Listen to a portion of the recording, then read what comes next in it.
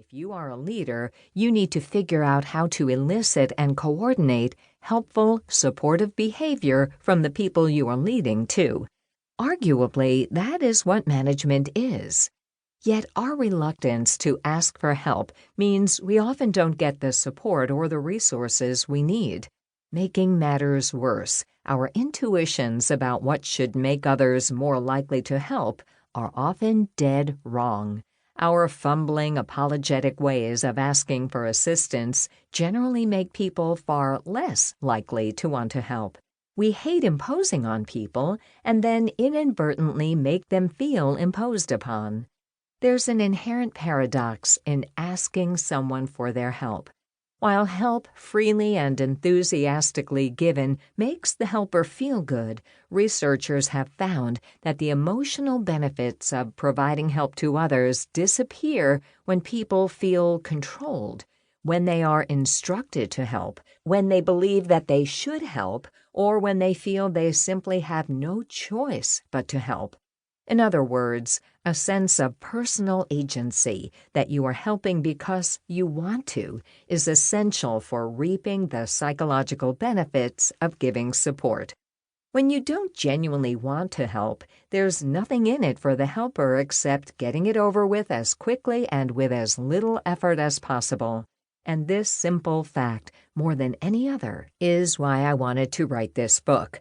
None of us can go it alone. We all need people to support us, do favors, pick up our slack, and go to bat for us. And people are much more likely to help us than we realize. But in many instances, we ask for help in such a way that we make people feel controlled, rather than giving them what they need to really want to help us, and to make helping us rewarding. Why shouldn't the people who help you get to walk away feeling better about themselves and better about the world? In my opinion, we owe it to them.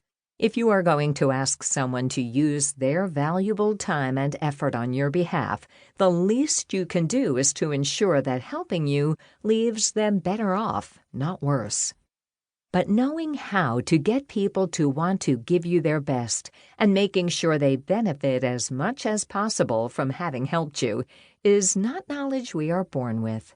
As you'll see in the following chapters, getting other people to eagerly do what you need in response to your request requires that you create the right environment and frame your request in such a way that others will rush gladly to your aid.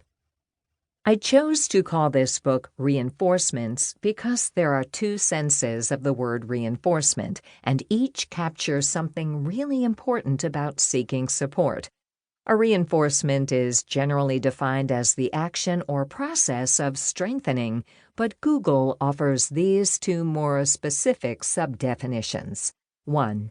Extra personnel sent to increase the strength of an army or similar force. 2. The process of encouraging or establishing a belief or pattern of behavior, especially by encouragement or reward. The idea of extra personnel required to get the job done is really the basic need I designed this book to address. Reaching your fullest potential, professionally or personally, requires you to understand how to enlist reinforcements when you need them. For many of us, when you need them is literally every day. The second notion of reinforcement as establishing a pattern of behavior is the more technical sense in which psychologists tend to use the term. B.F. Skinner famously called the use of reinforcements to make particular behaviors more likely operant conditioning. And while human beings don't react exactly the same way as the rats and pigeons Skinner studied in his laboratory, the general principle of operant conditioning, that certain consequences or rewards can make us more likely to want to engage in a particular behavior, like helping another person in need, is spot on. This book is organized into 3 major chunks. Part 1 is a deep dive into why we generally hate asking for help.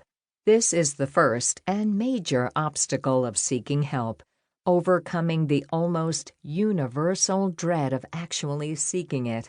You'll learn why our fear of asking for help is so misguided.